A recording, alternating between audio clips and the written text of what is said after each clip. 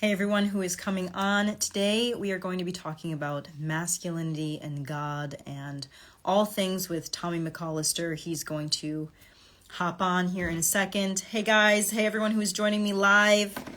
We are having a live stream with Tommy McCollister, superstar, super coach.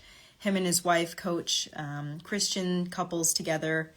Tommy is here. We're just waiting for him to request to join. What is up in the house, Tommy? Hey Zena. Hey, Chris, Joshua Tree. Hey, guys, everybody. We've got a special treat for you tonight. Tommy is going to jump on in, give us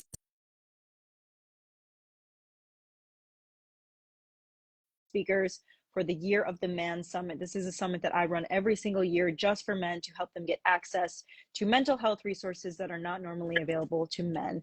So, hey, Tommy, thank you so much for joining us. Elise, what is up? How you doing? I'm doing so well. How are you? I'm amazing. I'm pumped because obviously, you're one of my favorite people. So to come on here and be able to do this live, what's crazy is people are going to get to see the energy that me and you get to bring. When we're just having normal conversations, now we just get to do it on live with a bunch of other people. So I'm pumped. No, I'm so excited for everybody doesn't know this unless you've listened to Tommy's podcast, but he's actually my friend through one of my ex-boyfriends. It's crazy how the universe works. And, Tommy, I actually have to credit him for bringing God back into my life and making God more of a larger part. And I can't say that I'm like full-blown Christian or anything yet, but definitely inspired to read more scripture and to just start to understand more about a world that I felt very rejected from when I was younger. I've always been spiritual and felt things like that, but really getting to understand the word of God. So I just wanted to credit Tommy for that for a second, because he's a man of God for sure, which you can see through his work, through his actions. And I have him as a speaker for the Year of the Man Summit because he is just such an example of what it means to be a man of your word. Now, it doesn't matter if you're a man of God, if you're a man of whatever purpose or passion, but as long as you follow through and hold that responsibility and hold true to your morals and values. And Tommy is just such a great example of that. So I wanted to invite him on, not only to the Year of the Man Summit, we've done things together before, but on this live stream for you guys now, so you could get inspired, so you could ask him questions, so you could start to understand that there's a different part of your life that you can be living, and it doesn't have to be this societal standard or whatever that we're pressuring men to live by. Yeah, no, thank you so much for the amazing introduction there, Elise. It's been such a wild journey between me and you this past, gosh, I think it was Super Bowl weekend last year that when you came out and you flew out. Yeah. So it's almost been a year. I mean, we've known obviously each other probably for maybe 2 years, just in general, because like you said, we connected through your ex. And whatnot. And so it was just wild how this came about. And then last year, Super Bowl weekend, you reached out and said, "Hey, can I come have a slumber party at you and your wife's house?" and it was just so cool because 15 minutes into you being here, we were like BFFs and went super deep. And then obviously you've come out since then, and it's just been such a cool journey to be able to just see what God's done in our life and just being intentional with certain friends. And the way that happens, we're just two people with different social media presences online now became really, really good friends and are impacting each other's lives. So as much as maybe I've been able to bring God into your life, you brought so much impact into my life and my wife's life. And this is what I was going to encourage everybody listening to this is be intentional with other people. If you feel get that little prompting in there that I need to reach out, say something. Just for example, I was at the gym today and somebody was wearing a sweatshirt that said average sucks. And I was and normally I'm not the guy that's "Hey man, I love your shirt." But I went up to him and I was like, "Man, I love your sweatshirt, dude. That's awesome." And he's like, "Man, I love your shirt." And I'm it's it just goes from there. But so it just, my point is just talk to people and good things happen. And that's how me and Elise built a friendship. And now we're changing lives together, and it's only going to get even better. Absolutely. And I love that you pointed that out, the importance of making an effort also to keep a connection once you make it and nurture it and finding people who are on the right path, because you guys were very much just came into my life when I was I need to find different people to help get me to the next level. And that's what I want everybody in this audience to really take away today is get in with the right audiences, be in with the right people, because you have no idea how your environment is just impacting you every single day. People who are negative, people who have bad morals, people who have bad habits. And you might not even say, oh, well, maybe they're not doing drugs, maybe they're not doing alcohol, but maybe they like don't eat right. Maybe they don't keep their promises. Maybe they cheat on their partner. And Hmm. you're keeping those people in your life and surrounding yourself with these people who are just not good to their own selves, even if they're good to you. And you have to understand that that's impacting your life and it's keeping you down. And so getting in something like the Year of the Man Summit, where we're having for free available to you 11 plus speakers. Tommy is doing this summit for free. Tommy gets paid a lot of money for his coaching. Him and his wife get paid a lot of money for their coaching. And he wants men to be better. And so that's why we're hosting this. And so I want everybody in here, if you DM me the word free, it will send you a link, or even if you commented in here, it'll send you a link to sign up for that for free. You'll see Tommy again. But I would just love, Tommy, for you to talk about, like you've had experiences being in the lowest of low places Yeah. where you had to not only up level your environment around you, but you had to up level yourself so that you could improve the environment. And I think everybody would be really inspired to hear your story with that. You know what's crazy about that you mentioned that, at least, is we just kind of segued right into it with like the surrounding yourself with certain people, but being very intentional. Is I was getting interviewed on a podcast earlier today, and I brought up this story, and it was just kind of cool to relive in the moment. But 4 years ago, I was basically laying dead in a hospital, not doing good things in my life, and just needed a transition, which is far too long of a story to go into here, but at the same time, me and my wife just uprooted our lives. And we moved to Las Vegas and started this business and just like went all in on finding out what's possible in life. Well, here's the crazy thing about surrounding yourself with people is I was living in a small town in Northern California in the middle of nowhere. And it just was an impoverished city. Like the next biggest city was about 5 hours away. Like that's how remote it was. There was only like 30,000 people, and everybody had super limiting mindsets because they didn't know what was out there. There was more to it. They just felt like, you went to high school and then maybe you went to college, but chances are you just got a job at the local whatever, and you just live paycheck to paycheck for the rest of your life. And it must be nice that other people get to do big things, not realizing that that's available to every single person in this life. But it's a big part about who you do life with. And so anyways, when I moved, there was a guy who I was doing life with back there. Similar type of guy. He was actually growth driven, but he was kind of stuck like I was at that time. And at that time I moved, he was an accountability partner for me in my life. And he said, man, we're going to hold each other accountable. At that point in time, dude, our business was at zero, like no money, or anything. And then now to what is today. But here's the crazy thing. I've stayed in contact with this guy, same age as me, and 4 years later, like, and this ain't a flex or anything, but we've grown a giant business. We fly all over the place and speak now and do different things, and it's like just super cool. We're connected with awesome people like Elise. He messaged me this past week, and I was checking in with him, and he said, hey man, oh, I'm not doing too well. I'm delivering pizzas for a living right now, and this, that, and the other. And I'm not dogging you if that's your thing, but what I'm saying is 4 years ago, he was holding me accountable to say, dude, get off the ground and go. Guess what I did? I went. And I just pushed into the pain after pain after pain after pain, got around more like-minded people, more like-minded people, more like-minded people. And anyways, this week, I was talking to him, and every message that he was sending me was just a defeated message. And I said, bro, I'm tired of the defeated messages that you're sending me. I said, dude, you're in the same spot, if not worse than you were 4 years ago. Remember when you were holding me accountable? I go, dude, this ain't a flex, but look where I'm at in life now and look where you're at. I go, I'm not scared of what this next year holds. You're sounding like you're just super scared. I go, dude, remove yourself from that mindset and just understand that this next year, no matter what holds, let's go find out what's possible. And I'm just encouraging. I'm like, and I was being ridiculously optimistic with them. But I told him, dude, you're hanging out with the same people. I had to cut everybody loose and say, I'll be here when you're ready, but I'm not getting in the ditch with you anymore. Well, here's the thing. I really was being this optimistic post. This is where it gets funny. I was sitting at a PF Chang, so a Chinese restaurant, and no joke, was being super optimistic. And he's like, well, that's great that you're optimistic, but da, da. I literally opened my fortune cookie, and it said, your optimism will bring you comfort. Literally after like 2 minutes after I sent him a ridiculously optimistic text. So the importance is like what I love about my journey, what I'm going to speak on at Elisa's things, the Year of the Man, is Like there's so much possibility out there for each and every single one of you. I don't care where you're at in life. Believe me, I was the most limited person ever. I was the shyest kid in my high school who didn't kiss a girl until I was out of high school. Like literally came from the worst marriage. My parents had the worst marriage ever. But how did that person now be a speaker on stage? How did that person have a terrible parents as an upbringing for showing what marriage looks like to be a worldwide marriage coach changing lives? Like no matter what your situation is, 4 years ago I'm laying dead in a hospital and was at that time growing weed and selling drugs as a living. And now that's like the farthest thing from where I am is like completely the opposite way. But it all started with just taking action and moving.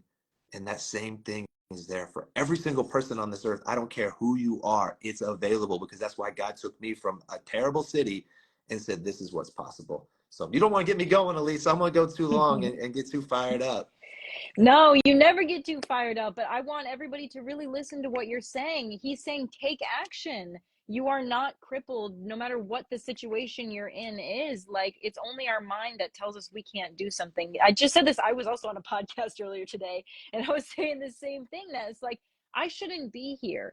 Like, I have no reason to be here. My parents didn't have a, they were, got married when I was in first grade, divorced when I was in third grade, and a whole lot of trauma in between all that. You know, parents in and out of jail, like, you know, different dad for every kid in the house, like parents not there, not paying attention. Like, and you'd think that, you know, police coming to your house all the time and getting food from the local church for Christmas, like, I, I moved out when I was 18 and I figured it out. I didn't have any help. And like, you have to look at your life sometimes and be like, what choice it, like, I don't know why I chose to do the things I did, but I just said I'm going to do what I want, and I have to Mm-hmm. take action. And I never let whatever circumstance, not because I'm a woman, not because I grew up in a small town, I never listened to what society said I couldn't do. I just said I'm going to do it. And that's the importance. Like, you have to do something, you have to take action, you have to surround yourself by people who are going to inspire you and lift you up. And that's why I want everybody in this room to DM me the word free, or sign up via the link in my bio for the Year of the Man Summit. And even better yet, like, it's free. It's a free online summit. There's no barrier to entry. There's no reason why you shouldn't at least try to go. It's an entire weekend. So I will not accept no for an answer, or an excuse for an answer, or a complaint from someone who complains about their lives and like doesn't take advantage of the tools offered to them. For the people who want to always take advantage of the tools and want to talk to Tommy and ask him questions, buy the VIP. You can ask all of the speakers questions if you buy the VIP. But that's apart from the point, because I want to dive more into Tommy's story. This is what happens every single time me and Tommy start talking. We always get so fired up and we just start going off. But Tommy, what do you think, you know, because you focused on taking action, taking responsibility, and this is something that I think a lot of men today are kind of lacking. And I would like to get your perspective on that, on like what's going on and how can we start making moves forward? Uh, yeah, I mean, that's what frustrates me, is just the taking of the action. I think that that's like my pet peeve these days with what I do for a living, what you do. You know, we both have decent sized followings, right? And get so many messages from so many people, and I'll give them a solution, right? Like, and it's always like a dragging of the feet of, well, I'll do it on my own, or well, I'll do this, or you know, let me do. And it's just like, well, then that's why you're in the same spot, you know. There's that saying that says, you know, change is scary, but there's nothing scarier than being 5 years down the road and in the same exact position. Believe me, I've been there. It was 8 years down the road, and it was terrible in so many ways. And so many people just get paralysis by analysis, right? We just start thinking like, oh, well, the what are the way, the what ifs of all of this other stuff of, well, maybe I should do this, maybe I shouldn't, or it'll get better. Nothing ever gets better. Time heals nothing. Time paired with action will heal it, but time by itself won't heal anything. You'll be a brokenhearted for years after a divorce or whatever it may be if you're not doing anything about it. And so it's so tough. I think it just breaks my heart. I think that's the hardest thing about being a coach sometimes. And at least I know you would say this, is that we get to see so many people in really, really hard spots, but I also know what's available for them and how they're really just so close to something better. But it's like you're reaching out their hand and they're drowning, they're about to drown, and your hand's there just saying, hey, grab my hand, I'll pull you out of this water. And you can sorry, this is something's weird up in this. And I'll pull you out of the water, but they just keep sinking and they won't grab the hand. And I'm not saying that's like joining coaching with me. I'm just saying like I could give you all just like 5 things right now to do in your life to take action. Most people aren't going to do those things at all. And I promise you, because I've had those same tools in my life given to me for my whole life, and I just would never take action on those things. And so I think that's just what breaks my heart the most, at least, is that most people just won't take the action and they just stay stuck, and then nothing gets better. And then they start finger pointing. That's what I see in marriage so much, is they point the finger at their spouse. Well, it's my wife that's the problem, or my husband sucks. Well, typically, if you're pointing one person's finger at somebody, you got 3 pointing back at yourself. And that's 100% the truth. I don't care whatever the situation is. At least you've heard me say this line before. Infidelity is never in marriage or any relationship acceptable. But the person on the other side has to take ownership for what helped get it to the doorstep of it. Most people just want to look and say, nah, other people's problems, because it makes them feel better. It takes the blame off of us and puts it somewhere else. But by doing that, that removes control from you as well. And then now you're stuck waiting for somebody else to change, and you can't do nothing on your own. So it's really, really hard. I think it's just the inaction that just it's tough for me to see. Yes, yes, that's so powerful. The inaction and the refusal of responsibility Yeah. for any role that we play. And I see it too. And it is really sad when people like don't want to grab the hand that's trying to help them. But that's also a big lesson that we learn, and that maybe we're preaching to the choir because people are in here, they want to learn, they want to grow, they want to do better. That's why they're dedicating their night to listening to us. But sometimes, and I'm sure that people listening are going to feel this, you have someone in your life who you want to help. They might be an alcoholic, they might be someone who's screwing up their finances, they might be someone who's just messed up again and again. And you have tools, you have a house, you have some way to support them, and you're doing your best to do that. And they keep screwing up. You have to let that person drown in their own choices so that they can learn the valuable lesson of personal responsibility. Some people just have not suffered yet. Yeah. Like, it might have taken you getting into the hospital and literally dying on the table in order for you to say, fuck, I can't do this anymore. Like, I have to do something different. I have to be a different man. Yeah, no, 100%. You're so right. At least that's why I always tell people the best day of my life was the day that that happened, when I was laying there basically dead, you know. And so my wife, and so, and I'll tell you guys part of my story. 20 years ago, I was a different man. So me and my wife been married for 17 years, but 20 years ago, when we were, I hate to say just dating, but we were dating, I cheated on her back then when we were dating. Guess what? To this day, my wife says that's the best thing that's ever happened to her. We were in a high level mastermind recently, and one of these other super successful guys says, I got to stop this conversation. He says, Diane, can I ask you a question? Her name's Diane, by the way, guys. And she was like, yeah. And she's like, what I see is that most people who've been cheated on or things like that wear it as like, they have like a pain point. They can't talk about it. They just avoid it for the rest of their life. And if it gets brought up, they're super uncomfortable. He says, that's different in you. You wear it as a badge of honor, like it's a pride thing for you that you've been cheated on. And she says 100%, because without that, my husband doesn't find Christ. Without that, I don't find Christ, because when my husband found Christ, he led me to Christ. And when my husband became that man of the leadership and integrity and honor and all that stuff, guess who you think became that as well? My wife. I love my wife to death. She was here, she'd tell you the same thing. She was the most mediocre, average person ever. She was a good mom and a good wife. And she'd tell you this, like she don't play around either, right? Like she'd tell you she was a good mom and a good wife. That's all she was. And she was meant for so much more than that. She had no hobbies, no interests, and no passions. And if you would ask her that, we talk about this all the time. You ask her what her passions were. I don't know. So she had to go through pain too to be able to figure out there's so much more for her. But I had to go through it to be able to lead her to that. And so as hard as that is for her years ago to go through being cheated on, and I'm not saying it was justified, I'm glad it happened. In the long run, it worked out for good. I'm never saying don't do that to make it happen. But what I'm saying is it's those pain points in life that really get us there. So I get so many DMs. That's the same thing with you, Elise. And I always tell these people when they're just hurting, that this pain that you're suffering through right now, I promise you, will be the biggest trampoline in your life ever to bounce you to greatness that you never knew was possible. But we've got to do something with it. One of my favorite Bible verse that I always use for so many people that come into our program is this. It's Genesis 50:20. It says, "You intended to harm me, but God intended it for good to accomplish what is now being done, the saving of many lives." Look at my life. Crappy marriage that my parents had growing up into it destroyed my life. I cheat on Diane, destroy her and myself.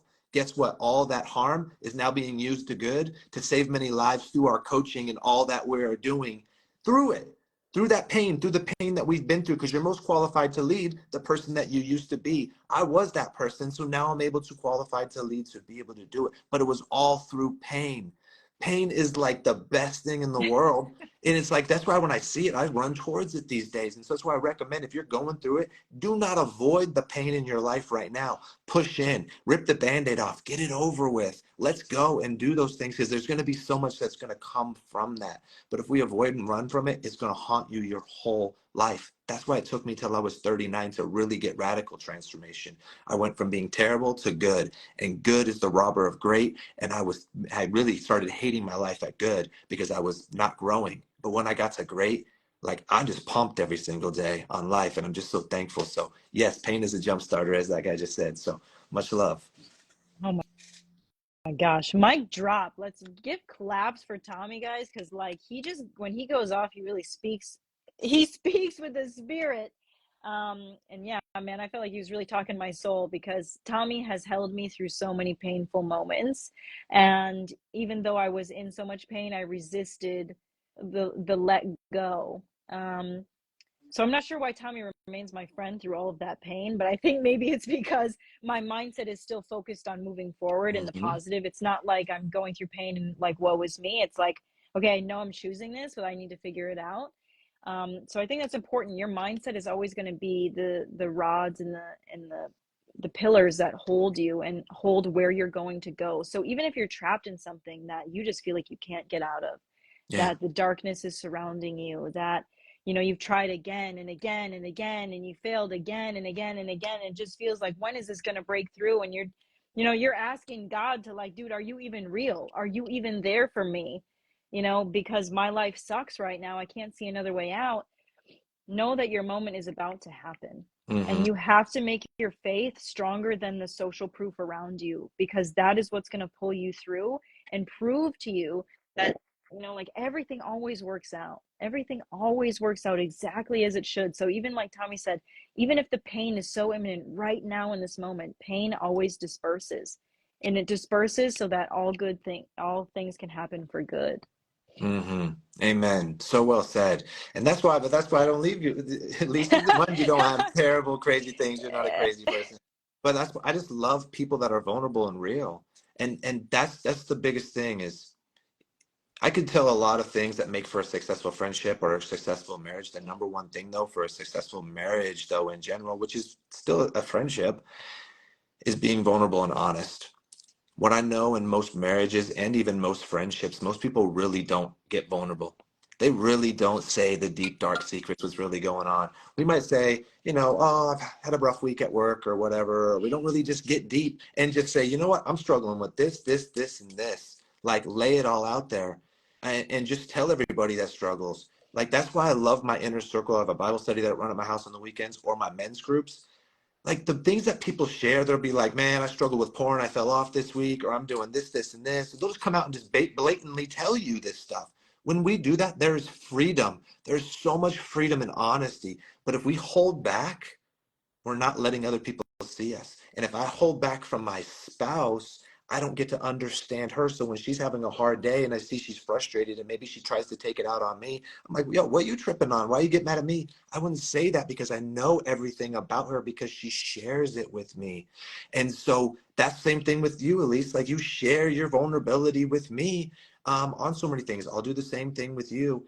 And when we can do that, I promise you, your friendships will go through the roof. And if people judge you, somebody that came by in the comments a little ago says you struggle with vulnerability, be your true self, share everything about you. And if somebody doesn't like you because of something you've done or you're struggling for, then they're not meant to be in your life. But the ones that will pull in closer will be the ones that be in your life, and they will love you so much more, and you will feel so much more supported because they'll be able to ones to understand what you're actually struggling through, and then you can help each other. Or they might say, you know what?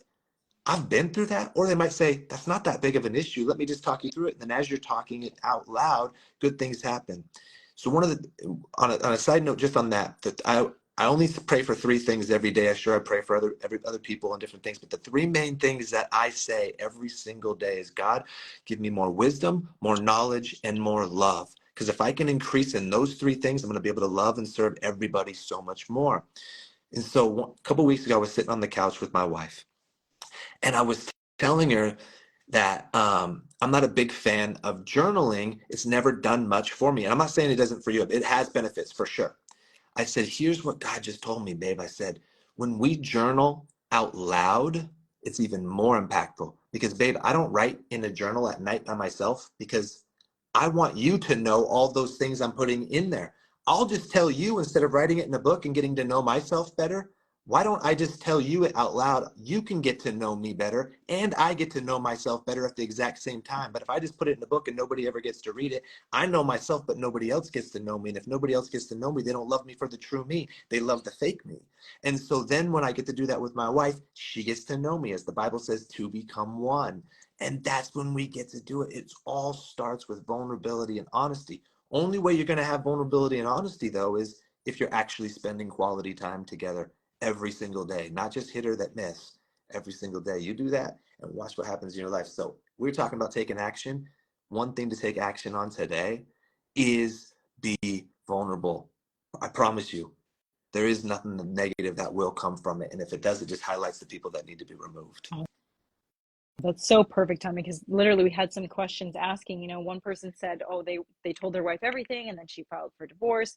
And then we had another one that's, staying in a toxic marriage just for the kids. And I wanted to get your perspective on both of those things. Some people don't feel like they're in relationships with people that they can trust to be vulnerable with, and maybe they don't know how to be vulnerable. So how did you become a man that felt like he could be vulnerable and find a spouse who he could trust to be vulnerable with?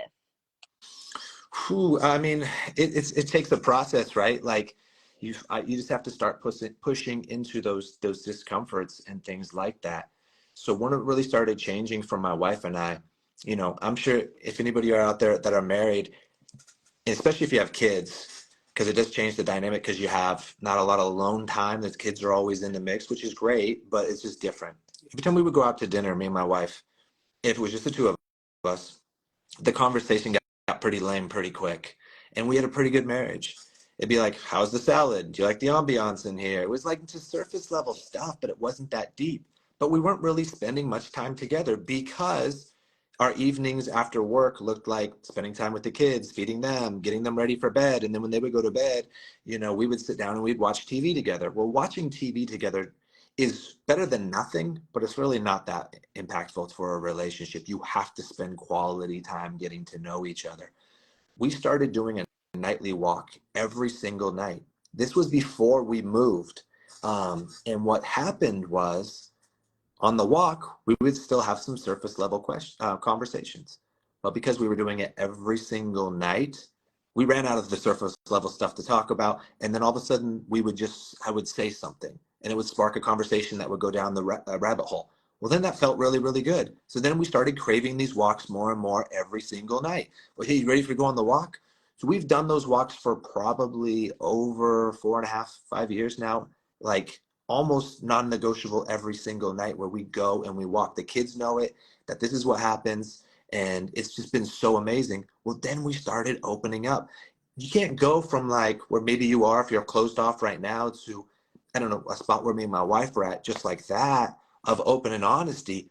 But you can start taking those small steps to get there, and you will get more open and more open and more open on those things, and it starts getting to that spot.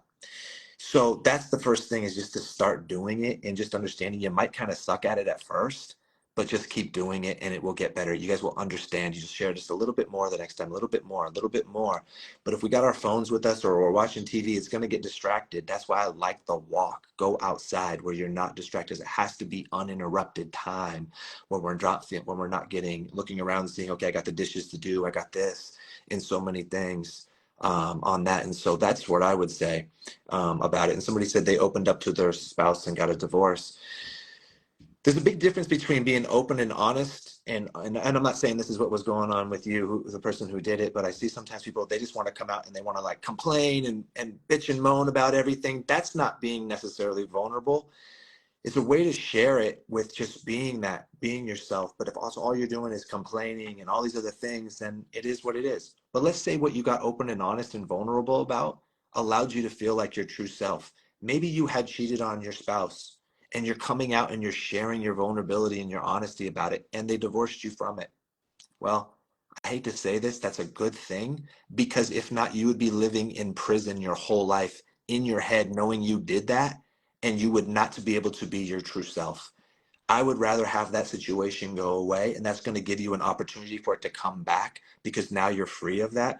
But if we live in the prison of our own mind the whole time because we're afraid to share it, we're not going to have the relationship that we could possibly have. So by not sharing, you're already ruining your life in a lot of ways. So you might as well just share it and tell them those things, because if not, you're stuck in a prison anyways. And so it's hard, but just let it out and tell them those things. Chances are they'll be stoked. I know that from most women want their men to just open up and tell them what they're feeling, because then they're not going to be like judging you or expecting you or nagging you about anything. Diane used to nag me nonstop years ago. That's the last thing she does anymore nowadays, because she knows me so well that she knows how I'm moving through life. But before, she nagged me because I didn't share anything with her. She just thought I wasn't doing something because I was being lazy, rather than I was in my head thinking about something else and not just choosing not to do that. So it's the process of doing it. Yes. Oh, I love that. I love that you can go into your heart and kind of express these things. Um, because for the most part, women do want to know the heart of their man. And I know a lot of men in here have experienced the toxicity of women where she is just nagging them, or, she resists your vulnerability. But like Tommy said, if you go from zero vulnerability to all vulnerability, it might not be vulnerability you're doing. It might be trauma dumping. It might be now placing all of the blame and expectations on your spouse. And so it's a process that we learn together. It's not perfected the first time and then all of a sudden it goes wrong and we reject our heart again.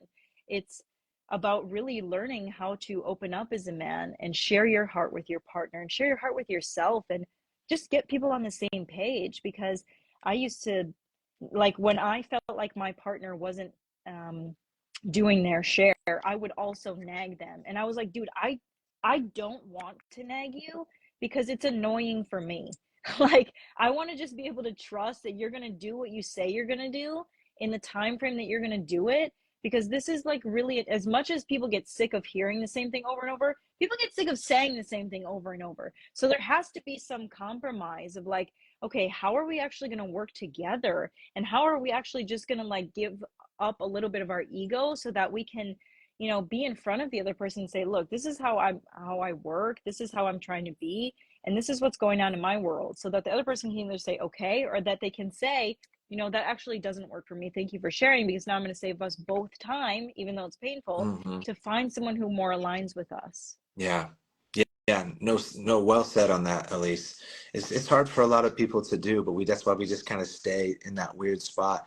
Jesus said, if you're lukewarm, I'll spit you out. He didn't say if you're like cold, I'll spit you out. He says if you're lukewarm. But that's where a lot of us are at. We get in that middle ground. We just kind of stay floating right there in that weird spot. And so it's so important to just like be all in and just share those things with our spouse. They need it, because that's where so many times where Diane used to nag me. She didn't understand what was going on, that I was struggling in my head when I was going through a tough season in my life for 8 years.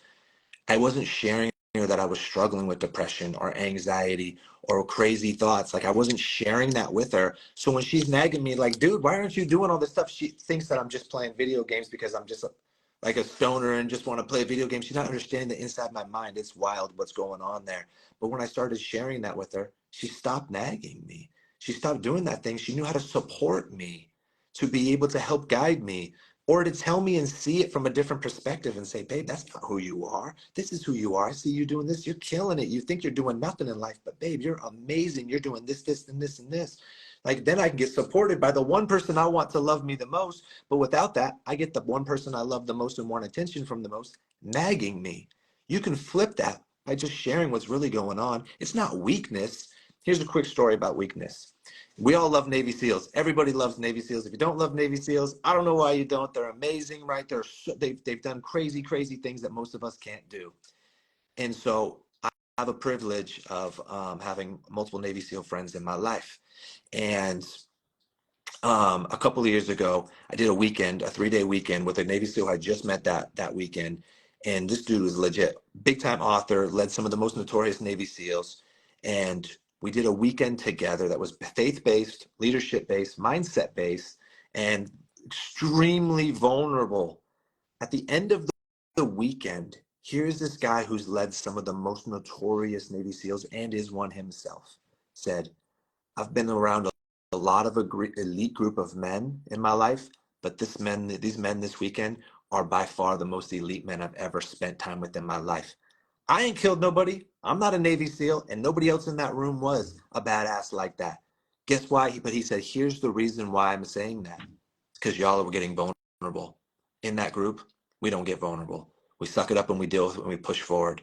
He says, and this is why it's the most elite group of men I've ever done life with, is because of vulnerability. That's amazing, right? It's actually a strength to be able to do that. People will respect you for that. And the ones that don't are the ones that are fearful of opening up, so they'll mock you for it because of their insecurities, because they feel like suck it up and deal with it is it means you're tough. It doesn't. It doesn't mean that at all. It's just dying is what we're doing. So it's so important to just be that way. Believe me, your spouse will respect you and other people will. I can't tell you how many times. So one last thing about Navy SEALs. When I go out to Texas, I'm a part of this mastermind out there. I should say, for a year and a half. There's this group of, they call it Mighty Men. It's 300 men at a church that get together at 7 o'clock every single Saturday morning. And these dudes are like, it's like you just walked out of, like, I don't know, like the military. Everybody's jacked and freaking yet pumped for God and all these things. And we're yelling, we're doing push-ups, and we're just praising God. And then after the last hour, we break down into small groups. Those same dudes who are jacked and praising God and ripping out push-ups and yelling and screaming are now in a small group crying their eyes out. So we go from 1 minute being super masculine and then another one letting our emotions out and be vulnerable. I don't look at that dude and be like, bro, just a minute ago you were freaking cheering and now you crying. Get out of here, you wuss. No, man, like we're just like supporting each other and growing each other and all of that. And because of that, we're sharpening our swords on the emotional side, on the physical side, on the spiritual side, because we're doing all of it. We can't just have one. We got to have all of it. So it's so empowering. Believe me, the right people will love the vulnerability. Yeah. Amen. Amen to all of that. And I just want to answer one question before I forget. They asked, where can we find men's retreats? Just Google. No, me and Tommy both host men's retreats. We'll probably end up doing one together before the year is over. He has a men's mastermind that goes all year long. I obviously have my men's membership, which he has spoken in before. So like, we're here for men to help them become the men who embrace vulnerability, who embrace responsibility, who are not afraid to be that vulnerable man, despite what reactions they get from others. Because the epitome of being a man is knowing that you are who you are. You're going to do what you say you're going to do, despite what the external around you does. You are not dependent. Your manlyhood is not dependent. Your masculinity is not dependent on if your partner accepts you or not, or what they think it is. Your masculinity is dependent upon the compass to which you set and go forward with.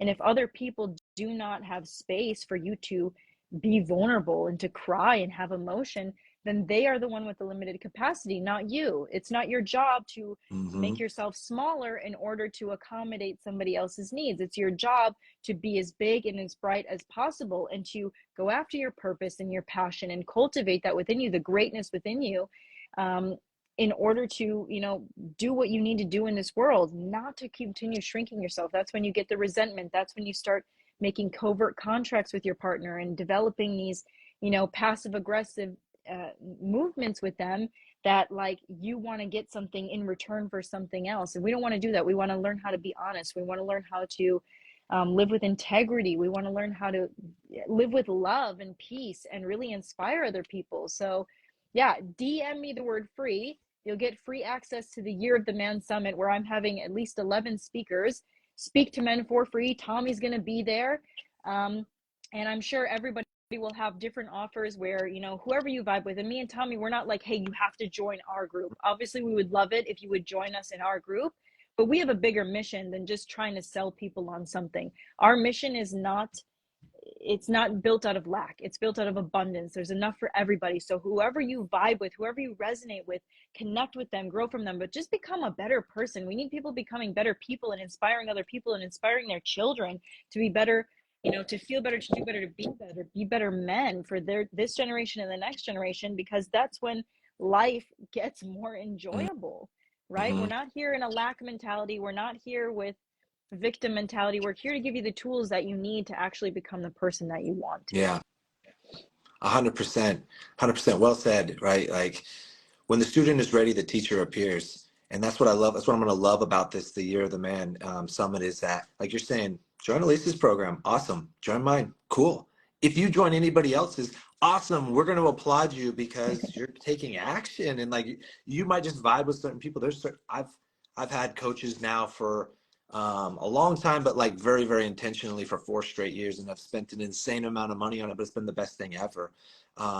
Because the right teachers are in my life, and not everyone are out there are the right ones for me. There's specific ones are the right ones for me to be able to do it. And so, yeah, if you guys want that, and then men's retreats are awesome. Like Elise said, we both run separate ones, but we are going to run one, but we've talked about doing one together. So if you guys want that, also let us know on that, and we'll get one together.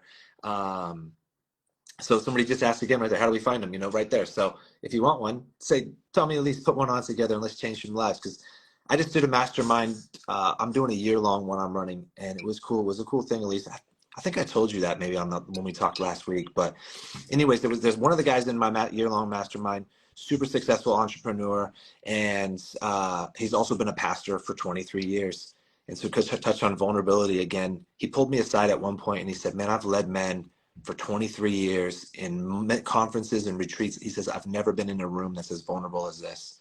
And it always starts, and I said, man, don't take this egotistical, but it always starts with the right leader. When I come in and start these things, I get what I like to call naked. I just get naked and share everything about me. That's my worst things, my best things, everything. So then I say, okay, I'm setting the table and I'm setting the bar high of what it is. And it just gives permission for everybody else to do that in the same thing. And so it's so important to have like-minded individuals in your life, and every single one that are in my life right now, majority of them don't live in the city that I live. It's people like Elise. We have a weekly call that we do together.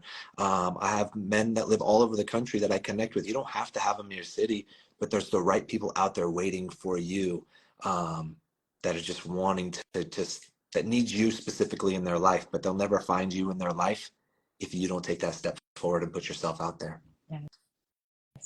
100%. Well, guys, I want to really value Tommy's time. We could talk all day. That's just the kind of vibe me and Tommy go off on. But if you want to see more of Tommy, guys, because of his wealth of knowledge, please DM me the word free and sign up for free. It's an online summit, all 3 days, February 23rd, 24th, 25th. Tommy's going to be a headlining speaker.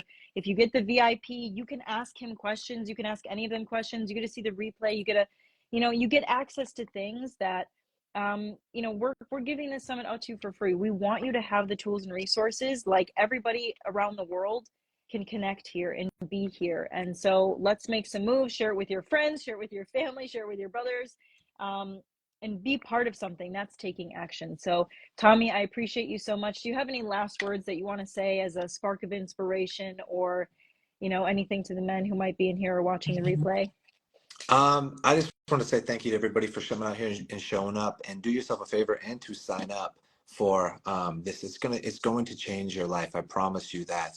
And the last thing, as I said in the beginning, it doesn't matter where you are right now. You literally might be at rock bottom. Literally in the shortest amount of time, your life can be changed so fast. I promise you that. God can do in an instant what might take us a lifetime. What's impossible for man is possible for God. Even if that faith out of it, you can do it on yourself.